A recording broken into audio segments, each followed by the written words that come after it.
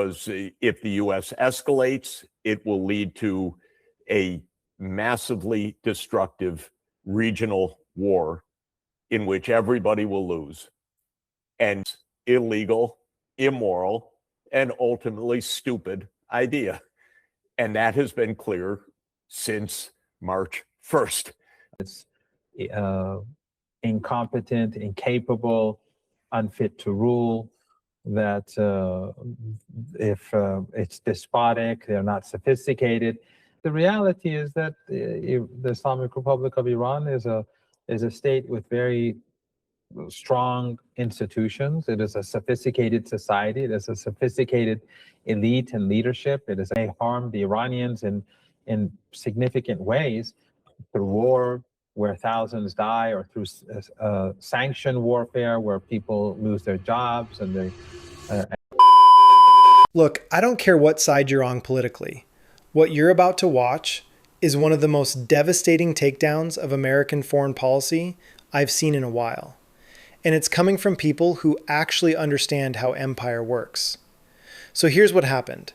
The US and Israel just launched what they thought was going to be a one-day regime change operation against Iran, February 28th. They were so confident. They thought they'd topple the government, take control, mission accomplished, right? Except it completely failed, like catastrophically failed. And now we're staring down a regional war that could spiral into something absolutely horrific. Professor Marandi and Jeffrey Sachs are breaking down exactly why this keeps happening, why the US keeps making the same insane miscalculations over and over. And guys, the answer is so obvious once you hear it. It's the same reason we failed in Iraq, the same reason we failed in Afghanistan, the same reason we failed everywhere. Let's get into it. It's clear that the United States was not prepared for a prolonged war. The approach, the idea of Israel and the United States was a one-day regime change. They were not prepared for a war. They were not prepared for Iran to be able to retaliate. And so the whole premise of what the United States and Israel did on February 28th was proven to be false. Since that day, it's been clear that the United States has no sensible position. The United States should just leave this terrible mistake, because if the U.S. escalates, it will lead to a massively destructive regional war in which everybody will lose. And therefore, escalation is no option. And the U.S. has no ability to enforce its demands. So this has been clear since the second day when the operation of the U.S. and Israel failed to achieve what they thought they were going to achieve. Let me say that the whole premise of Israel and the United States, that they would topple the Iranian government in one day and take control, was a reckless, illegal, immoral, and ultimately stupid idea. And that has been clear since March 1st. It's been clear since February 28th. Trump should just leave, period. I personally don't even believe in negotiations right now. I just believe Trump should leave. All the long-term issues, they can be faced in the long term. But right now, the blockade should be lifted, the strait should be opened up, and we should return to the situation before this absolutely crazy war was launched. And again, they didn't want a war. They thought this was a one-day operation. I agree with Professor Sachs. I think that this was a major miscalculation. In general, from my understanding, perhaps Professor Sachs would correct me if I'm wrong, is that the United States has created this narrative on Iran that goes back to Orientalism and even before the United States ever became a power, but Orientalist mindset that exists among Western elites and exists among American elites, those in power, that underestimates and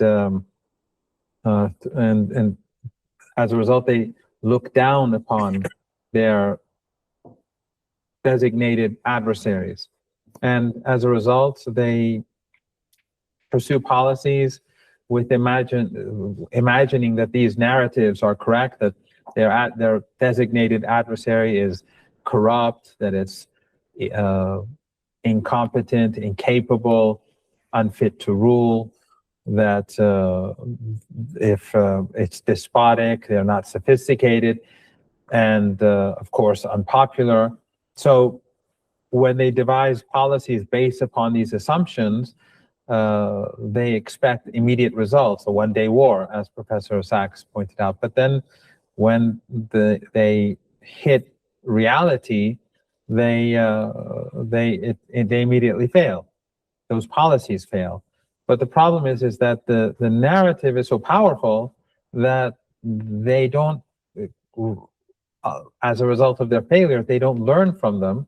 They don't learn from any of those failures, and they continue to pursue the same sort of policies in the hope that next time they'll get it done. Dude, this is it. This is the whole thing right here. Did you catch what Marandi just said? The U.S. creates these Orientalist narratives about their enemies, that they're corrupt, incompetent, unsophisticated, unpopular, and then they design policies based on those assumptions. And when those policies fail, they don't learn. They just assume they used the wrong tactic. Like, think about that for a second. We've been doing this for decades, every single time. We told ourselves Saddam would fall in a week and we'd be greeted as liberators. We told ourselves the Taliban would collapse the second we showed up. We told ourselves Assad was going to fall any day now for like 12 years. And now we're doing the exact same thing with Iran.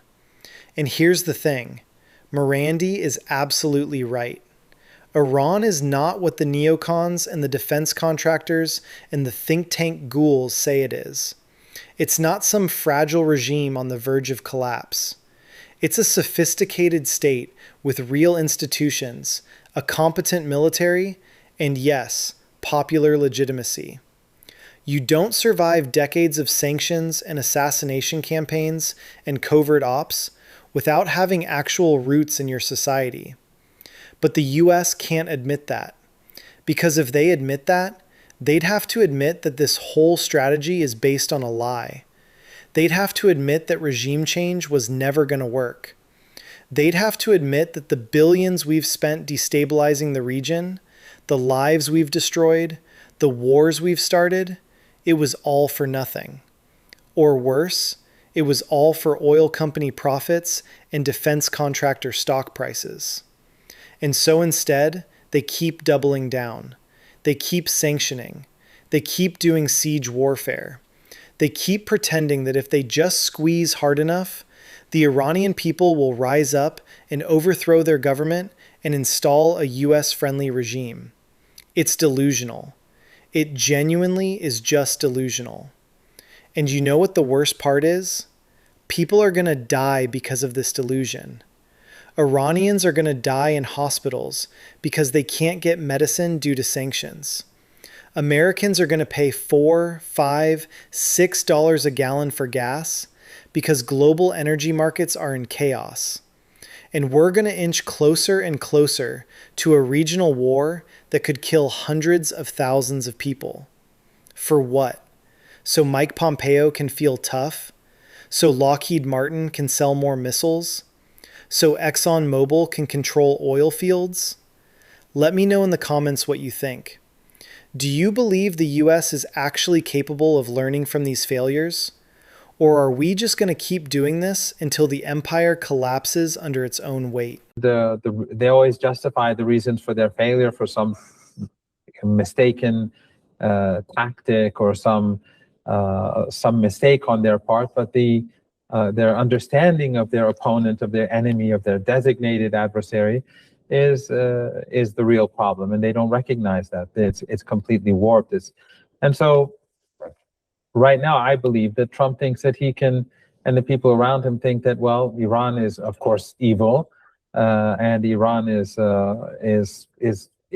unstable. It is a regime, as they love to call it, and that if it didn't work militarily, well, we will use siege warfare to destroy them and bring them down. Ultimately, they'll collapse because it's a regime, and the regime is essentially, by nature, it is unstable. It's not going to last anyway. So all we have to do is just find the correct way to push it, and it collapses. But the reality is that the Islamic Republic of Iran is a state with very strong institutions. It is a sophisticated society. It is a sophisticated elite and leadership. It is a competent military, and it has a popular legitimacy, and thus that makes it a very formidable enemy if someone chooses to designate it as an enemy. And that is why I think that regardless of what the United States does, it's destined to failure. It may harm the Iranians in significant ways through war, where thousands die, or through sanction warfare, where people lose their jobs and people in hospitals die.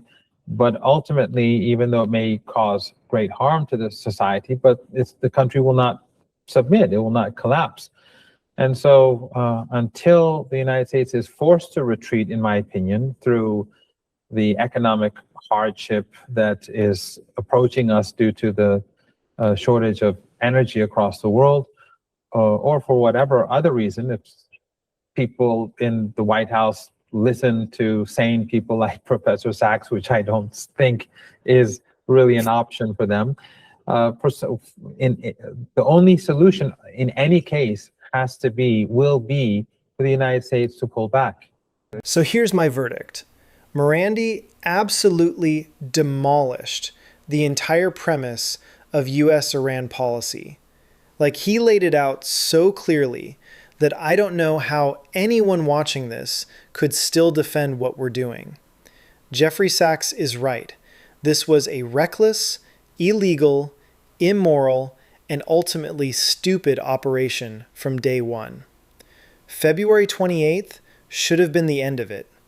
The second the regime change fantasy failed, the U.S. should have pulled back, lifted the blockade, opened the strait, and walked away. But they can't, because walking away would mean admitting failure. And the American empire doesn't admit failure.